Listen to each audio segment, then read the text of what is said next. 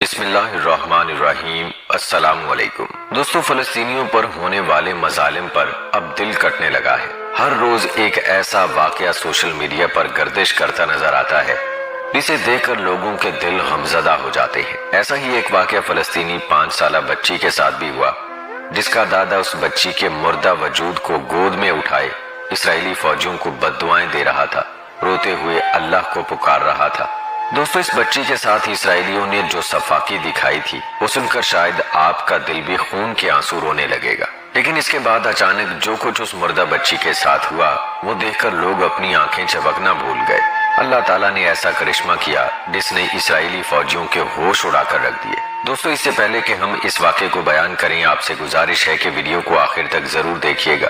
دوستو، یہ واقعہ شمال غزہ پٹی کے قریبی علاقوں کا ہے، جہاں اسرائیلی فوجیوں نے فلسطینیوں کے خاندان نظر آتش کر دیے۔ کہیں بم دھماکے تو کہیں گولیاں، جیسے قیامت برپا ہو گئی ہو۔ جہاں ہر طرف ظلم کا بازار گرم ہو، وہاں یکدم اللہ کے کرشمے جا بجا نظر آنے لگتے ہیں، جو کہ دشمنوں کے لیے کھلی تنبیہ ہے کہ باز آ جاؤ، ورنہ اگر میں غصے میں آ گیا تو تم سب برباد ہو جاؤ گے۔ ایسا ہی آج کل اسرائیل کے ساتھ بھی ہو رہا ہے، لیکن ان سب کی آنکھوں پر کفر کی ایسی پٹی بندھی ہے کہ انہیں کچھ بھی دکھائی نہیں دے رہا۔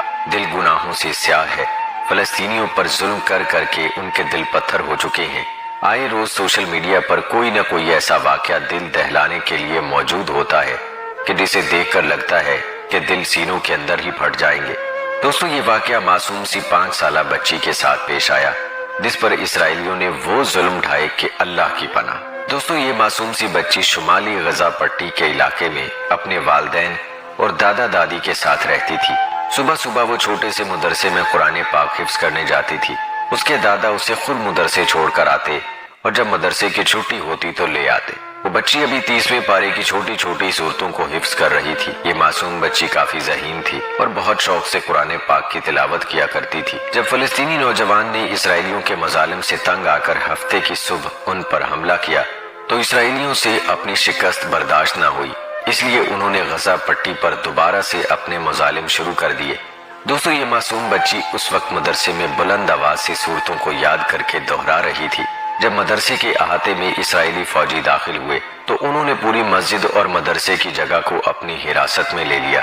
ایک چھوٹی سی مسجد تھی، بہت سے ناظرہ اور حفظ کرنے والے بچے اسرائیلیوں کو دیکھ کر گھبرا گئے۔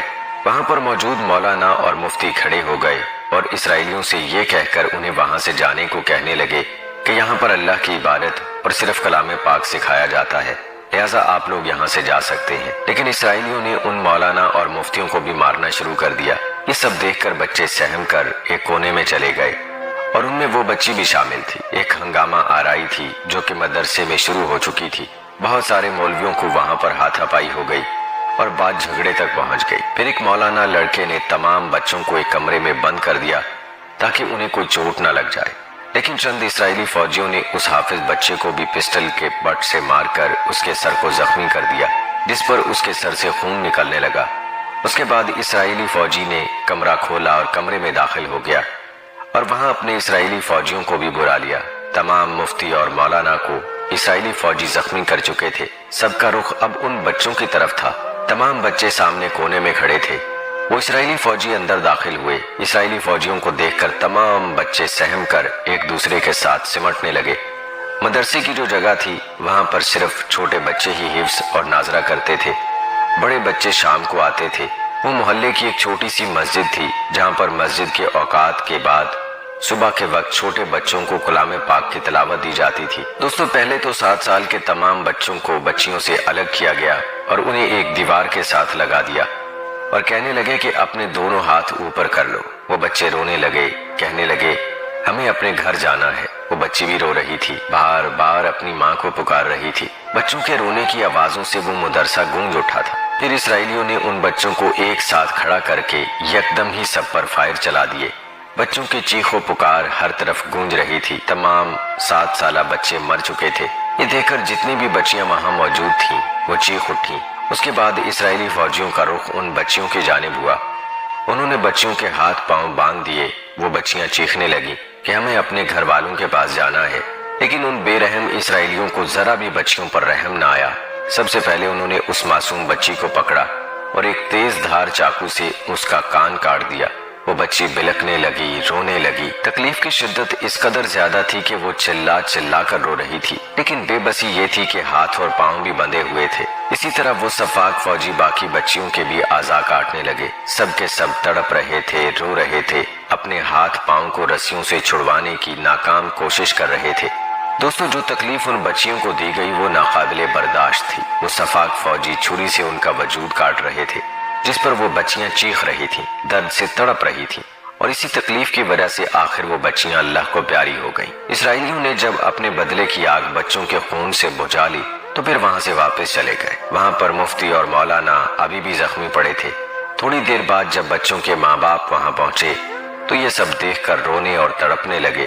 اس بچی کا دادا بھی اسے لینے آیا تھا، لیکن وہاں مولانا اور مفتی کو زخمی دیکھ کر سب گھبرا گئے، اور جب کمرے میں دیکھا تو شہید بچوں کی لاشیں دیکھ کر ان کے دل پھٹ کر رہ گئے۔ اس بچی کے دادا نے اپنی پوتی کو مردہ حالت میں دیکھ کر رونا شروع کر دیا۔ پھر اس نے اپنی پوتی کو گود میں اٹھایا اور باہر نکل گیا۔ گلی میں چلانے لگا، رونے لگا، کہنے لگا، یا اللہ، ان اسرائیلیوں کو ان کی بے حسی اور صفاقی کی سزا دے، جن کے ظلم کی کوئی انتہا نہیں۔ انہوں نے ہمارے بچوں کو بے دردی سے مارا ہے۔ پروردگار، ان کو عبرتناک موت دے دے۔ میری پوتی تیرے کلام پاک کو پڑھتے ہوئے شہید ہوئی ہے، اب تو ہی اپنا کوئی کرشمہ دکھا دے۔ اپنے پاک کلمات کی برکت سے اسرائیلیوں کو ان کی سزا دے دے۔ ابھی بھی وہ اللہ سے رو رو کر فریاد کر رہا تھا اور اپنی پوتی کے مردہ وجود کو ہاتھ میں پکڑے ہوئے جا رہا تھا۔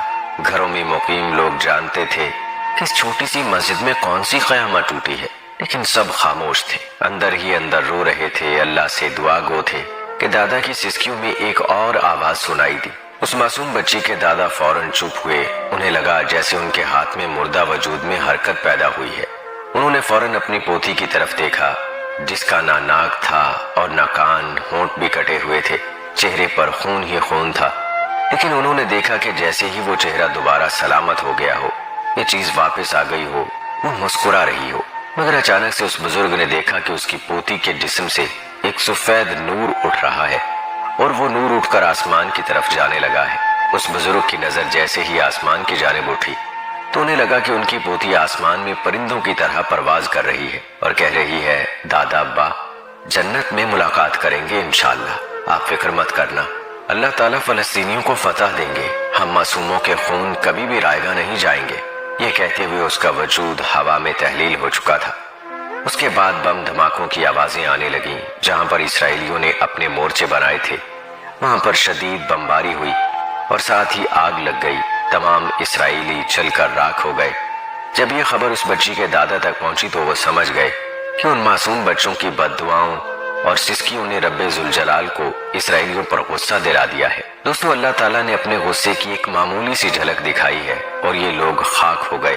بے شک معصوموں کے خون کا ایک قطرہ بھی ضائع نہیں ہوا اور نہ ہوگا۔ بے شک فلسطینی بچے جو شہید ہو چکے ہیں وہ جنت میں ہوں گے۔ اسرائیلی جو اپنی صفاقی اس وقت فلسطین میں دکھا رہے ہیں ان کے لیے دنیا بھی جہنم ہے اور آخرت بھی۔